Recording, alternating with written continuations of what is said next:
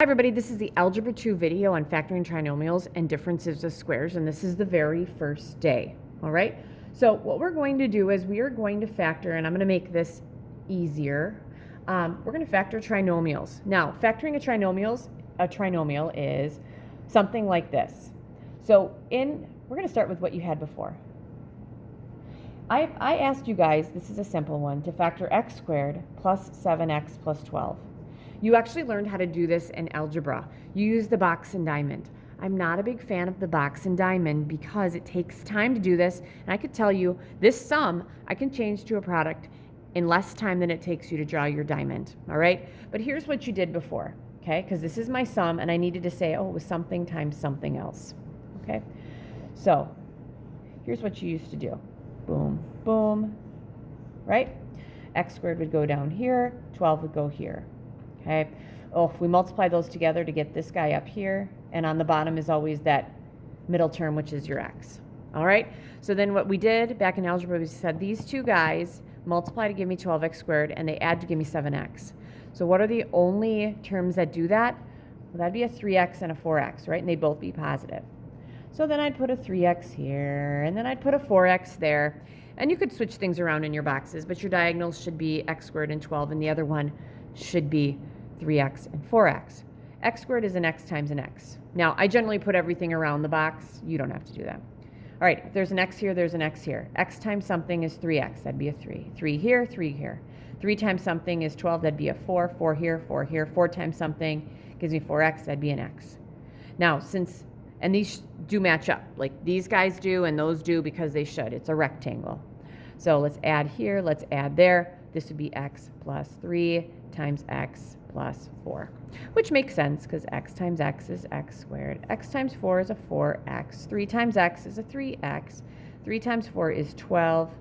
And you combine those two to get the 7. That checks. So that's what you've done in the past. All right? So what I want to do is I want to look at this thing in a process called going backwards. Okay? So let's just take something that you've done before. So for an example, I'm not going to use this one. Let's say that in the past, if you had x plus 5 times x minus 2, you could have had this last week, right? That's my product. So what I want to do is I want to review this one. So this is a review example. And take it to where I'm going without having to make a box and diamond. All right? So would it make sense that x times x, that's an x squared? Okay, so when I'm multiplying an x times an x, I'm multiplying my first terms together. Then we take the x times the negative 2, that'd be negative 2x. I'm multiplying my outside terms together.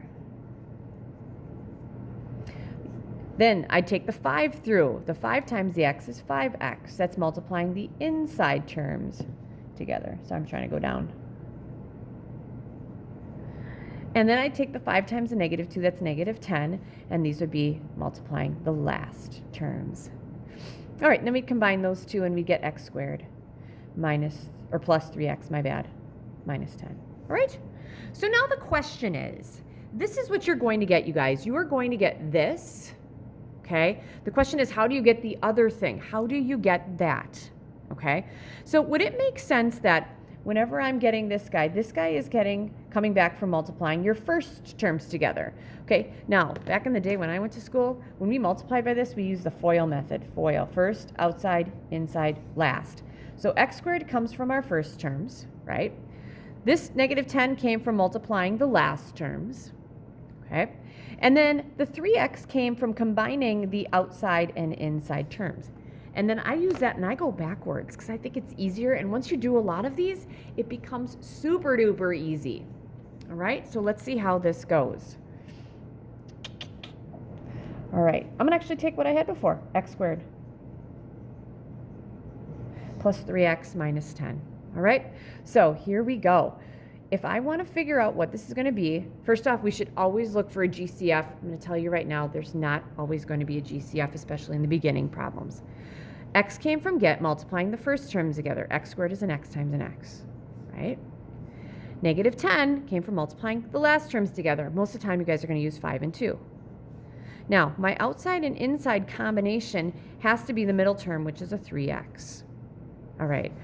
All right, now let's do the outside and inside. Outside, x times 5 is a 5x. Inside, 2 times x is a 2x. Can I make a 5x and a 2x into a 3x? Yeah, I can if it's minus 2, right?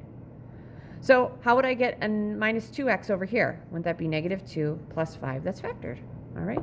And if I multiply it through, x times x is x squared. That'd be plus 5x minus 2x, that's 3x. And that gives me my negative 10. That works. Now it might be like, well, duh, that worked. We did it up here. Yeah, I'm just trying to show you that it works. So this is going backwards. So this is, I call it foiling backwards. All right, I'm going to do a couple of these. You might notice that it says day 1 on here because we're going to do a day 2 on here. Tonight's homework is going to be, the problems are going to be a little easier than tomorrow night's. All right, here we go. First group, because I don't think I have a number 1 yet. Nope. So first thing we're going to do is we are going to factor following trinomials.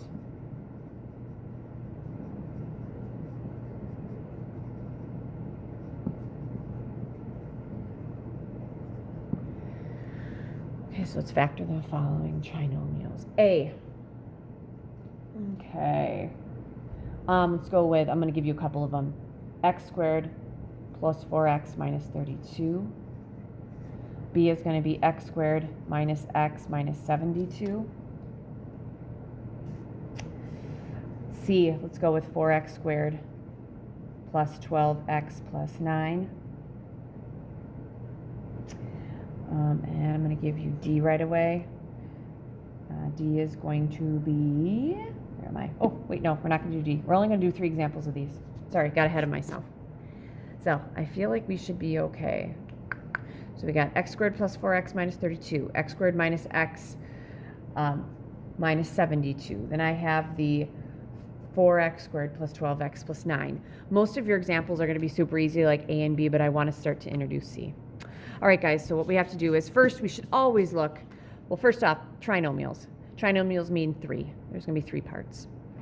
All right, we should always look for a GCF first. There isn't one. There's nothing I can take out of all 3. Like I could take an X out of the first group and an 8 out of the second group, but I'm not going to do that because it has to be out of all 3. So here we go. This is a trinomial. Boom. X squared gives us these 2 spots. X squared is an X and an X. 32. 32 gives me the last 2 spots, right? 32 could be 16 and 2, right? Now, my outside and inside combination has to give me a 4x. On the outside, when I multiply it, I get a 2x. Still see me? Good. Sorry, got kind of off the grid here. On the inside, I have a 16x. 2x and a 16x, can that be a 4x? No.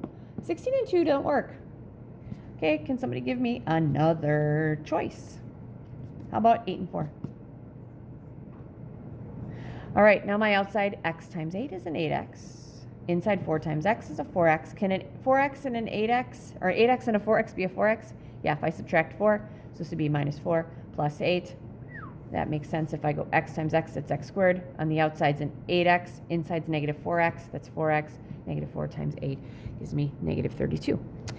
All right, then between this guy, which was my first one, we kind of did one in the beginning. I'm not going to draw my attention to that. I'm going to actually just look at this one. There is something here that tells me if the signs here are going to be the same or they're going to be different. You guys notice that if this sign is negative right here, wouldn't that mean that these 2 numbers would have to have different signs? So if this is negative, the signs are different. Positive and negative, okay?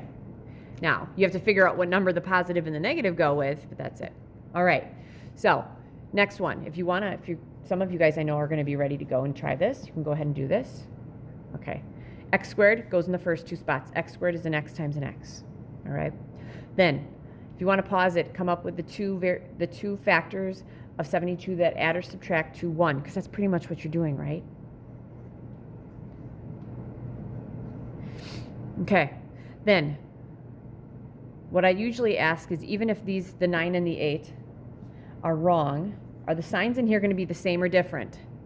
Different. What tells you that? Because this has to be negative 72. So it has to be different because the 9 and the 8 have to give us different signs. Makes sense. All right, my outside and inside combination has to give me a negative 1x, or just negative x.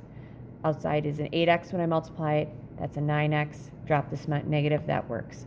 Minus 9 plus 8. You can check it. Trust me, it works. All right, next one, 4x squared plus 12x plus 9. All right, now there's not a GCF I can take out of all of them.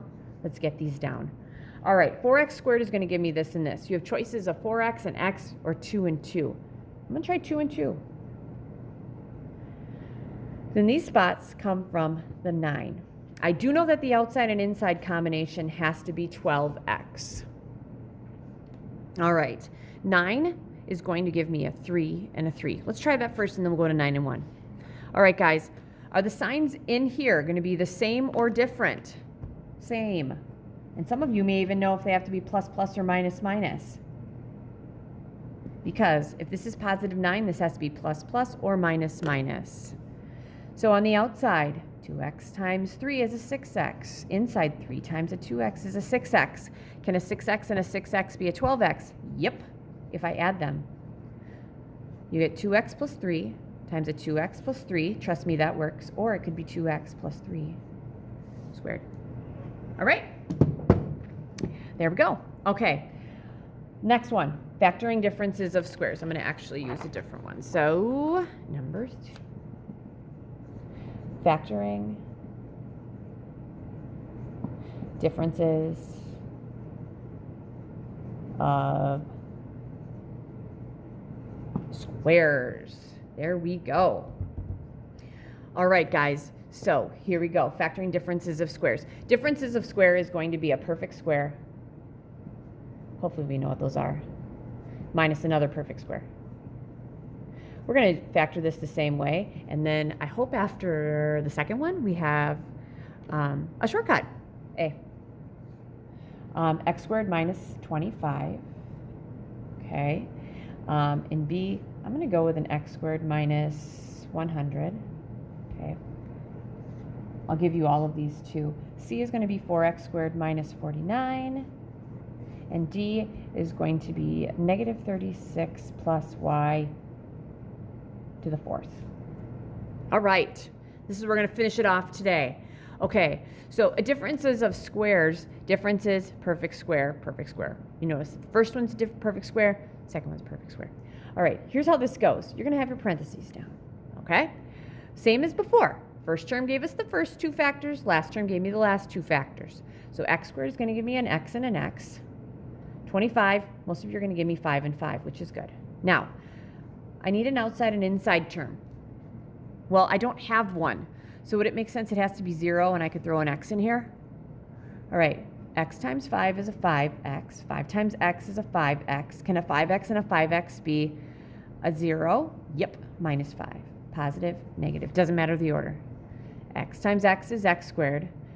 We got a negative 5x and a positive 5x. There's my 0x. 5 times negative 5 is negative 25. Awesome. There you go. Next one. X squared is x and x. 100, wouldn't that be 10 and 10? Outside and inside combination, we're missing the x, so it has to be 0x. The outside, I have a 10x.